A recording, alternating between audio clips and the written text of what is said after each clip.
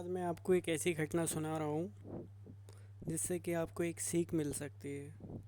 जो कि सामने घटना हर किसी के साथ घटती है, आपके सामने भी घट सकती है और आपको पता लगेगा इसका अंदाज़ा। हर समय स्ट्रेट फॉरवर्ड नहीं रहना चाहिए। इसका मैं सीधा साधा एग्जांपल दे रहा हूँ आपको। अपने आप को रोक कर भी रखना चाहिए।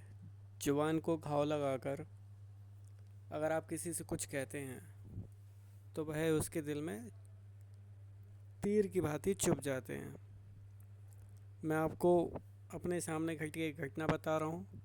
दुकान में काम करने वाले लोग थे, तो काम कर रहे थे। जो आपके पास कोई काम कर रहा होता है ना, वह आपके पास काम करने के लिए शौकीन नहीं होता। उसके पास गरीबी है, जो कि गरीबी उसका काम कराती है। हर इंसान को मालिक बनना है। जो दुकान में काम करते हैं ना, जो सर्वेंट कहते हैं कुछ लोग, एक दिन 15 मिनट लेट ही आता था एक सर्वेंट। 2-3 दिन हो गए, 7 दिन हो गए। भैया ने कहा गुस्से में, गर्मी रहती है भाई, नए नए नया नया पैसा आता है किसी के पास तो। उन्होंने बोला देखो, या तो समय पर आया करो, नहीं तो आने की कोई ज़रूरत नहीं है, फोकट का पैसा नहीं मिलता है। उनकी बात भैया उसको चुभ गई। उसने साइकिल उठाई, घर वापस चला गया। तभी उस दुकान पर उनके पिताजी आए। पिताजी ने कहा जाओ उसको लेकर आओ। जो भैया बैठे थे, भैया ने कहा नहीं। पिताजी ने बोला तुमको लाना ही पड़ेगा। और बोले ठीक है। वो गए, लेने गए। और पिता ने उनको बोला तुम्हें मालिक तुम्हारे पुण्य ने बनाया है, बाकी इंसान दोनों ही हैं। ऐसी शिक्षा मिलती है भैया को। वह पहुंचते हैं, उनके घर पहुंचते भैया ने कहा चल भाई, कुछ नहीं होता। बैठाया उसको, हाथ पैर जोड़ के बैठाया और घर लेके आ गए।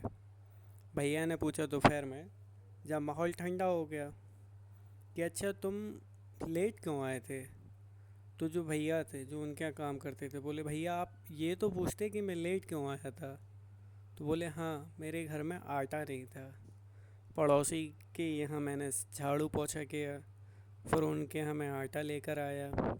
आटा लाकर मैंने घर में दिया, फिर माँ ने भोजन बनाया, फिर टिफ़िन लेकर आया। मुझे भैया ऐसा लगा कि दुनिया में अगर जो भैया थे उनको ऐसा लगा दुनिया में अगर सबसे कोई छोटा व्यक्ति है तो वह उस दिन वही है। भैया ने कहा भाई गलती हो गई, क्षमा करना। बोले पैसे नहीं थे तो आटा बाज़ार से ले आते। भैया ने कहा पैसे मांगने के लिए तो आपके पास आया था, पर डर लग रहा था कहीं आप डांट ना दें। और उस दिन से उन्होंने ये प्रण लिया कि अब से उनके यहाँ कोई भी व्यक्ति काम करेगा और अगर उसकी कंडीशन ऐसी है तो वह एक टाइम का भोजन अपने घर में उसको करवाएंगे। ये एक जीता जागता एग्जाम्पल है कि कोई भी व्यक्ति अपनी मन से अपने इसको टाइम पास के लिए आपके पास काम करने नहीं आता। हो सकता है उसकी घर की मजबूरी हो या फिर वही घर का बड़ा हो, जिसे आप छोटू कहते हैं, उसके घर में वही बड़ा हो। तो भाई इंसान वो भी है, इंसान आप भी हैं। सबको रिस्पेक्ट चाहिए, तो प्लीज़ रिस्पेक्ट दें। हाँ, ये अलग बात है कि आपके पास पैसा है, पर सामने वाले के पास पैसा नहीं है, इसका ये मतलब नहीं कि वह रिस्पेक्ट नहीं मांग रहा और रिस्पेक्ट का धनी नहीं है। तो प्लीज़ एक नई हैबिट अपनाएं।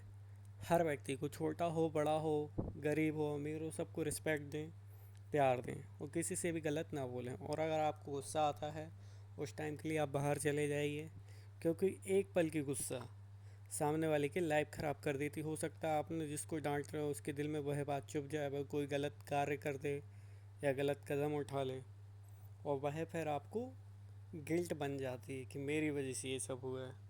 तो ऐसी गिल्ट अपने आप में ना लेकर आएँ। तो प्लीज़ अपनी वाणी को थोड़ा मधुर बनाएं। अगर आप ग्राहक को आकर्षित करना चाहते हैं तो भी आपको मीठा बोलना पड़ेगा।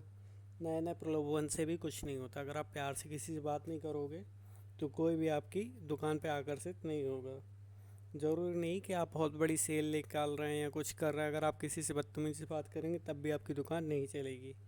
इसका एक जीता जागता एग्जाम्पल आपको कई मिल जाएंगे आपके आसपास ही। तो प्लीज़ इम्प्रूव योर सेल्फ, अपनी वाणी को सुधारें और अपने व्यवहार को सुधारें। धन्यवाद।